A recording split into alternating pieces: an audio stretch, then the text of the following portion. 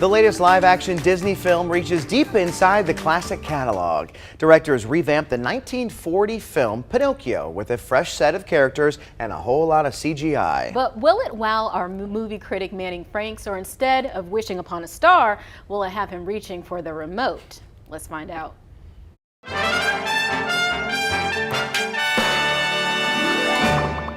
I'm going to formulate an analogy for you, so humor me. Let's say that you want a fresh start by repainting your room. Naturally, you would pick a different color from the one that you currently have.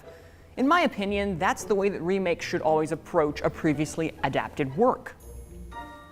Disney, on the other hand, doesn't seem to agree with me. They take their classic works and just make it a shade darker in paint and call it a live-action adaptation. Yet all I see is a branded cash grab that is an uninspired version of Pinocchio. Hello, Pops. Jumping jeepers. An almost real boy. Based on the original Disney adaptation of the classic fairy tale Pinocchio, a little wooden puppet is on a mission to be a real boy after being granted life by a wish upon a star from a humble woodworker Geppetto. In his quest to complete his transformation, Pinocchio must learn from his friends like Jiminy Cricket about the valuable life lessons of honesty and trust, while avoiding the pitfalls that could lead him astray. Disney is known at this point for remaking their classic animated films ranging from Cinderella to The Lion King. It's expected at this point because money talks after all. Pinocchio, like many of these brand-affirming live-action adaptations, falls into the category of a black hole of originality. With a few exceptions and added side characters, Pinocchio attempts to seize upon the goodwill for the original 1940 version by offering no additional substance. Jumping over into another medium like live action makes the magic of the story feel as hollow as the wooden boy's head.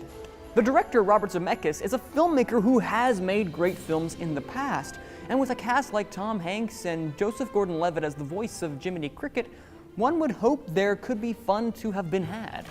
Instead, you're left longing for the stylistic simplicity of the original, as this live-action film can't seem to justify its existence outside of monopolizing nostalgia for the House of Mouse. It uses the original as a crutch, never really standing on its own. Webster's Dictionary defines a remake when used as a verb as to make anew or in a different form.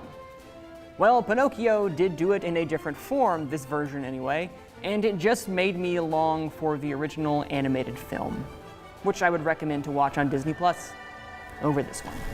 I'm giving the 2022 version of Pinocchio the distinction of being a movie to avoid. You can stream it, if you want, on Disney Plus. Yikes, have you done a movie to avoid before? No, this is the first This one. is the first one out of time to be given the distinction of a movie to avoid. Now, when I say a movie to avoid, I'm not saying, you know... Avoid it? Okay, I am saying that. I am saying avoid it. I'm not saying it's the worst thing in the world, Sure. but it's not worth your time, let's be really frank, especially if the original's on Disney Plus as well, too. So one thing, and we've talked about this before the show today, was you didn't like that they didn't expand beyond what the original was. And honestly, for me, I'm okay with that. Yeah. I want to be able to live the nostalgia for my childhood. I don't need them to do anything else creative. I just want to see it in a different form. And that is perfectly acceptable, which is why, of course, this is all my opinion at the end of the day, absolutely, and I'm not going to be saying, like, you must accept this as the fact. For sure. No, it's not. It's opinion-based. And I think that this Pinocchio version is, they want to adhere so much. When I said the words, I believe I used monopolizing nostalgia. Yes, they see exactly what they want, like with Chad, like, I want to go back into that time where I was a kid.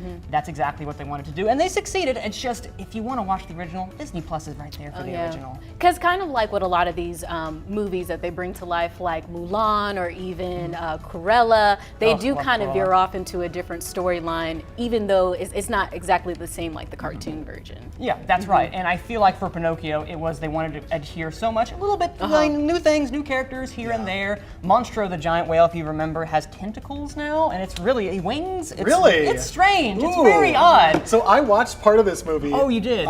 Over the weekend, but I fell asleep. So I don't know if I liked it that much. So it's a movie to avoid. I guess so, or I'm Or a just movie really to put you to sleepy. sleep. Do you think kids would like this movie though? Because I remember when I was a kid, I never saw a movie I didn't like.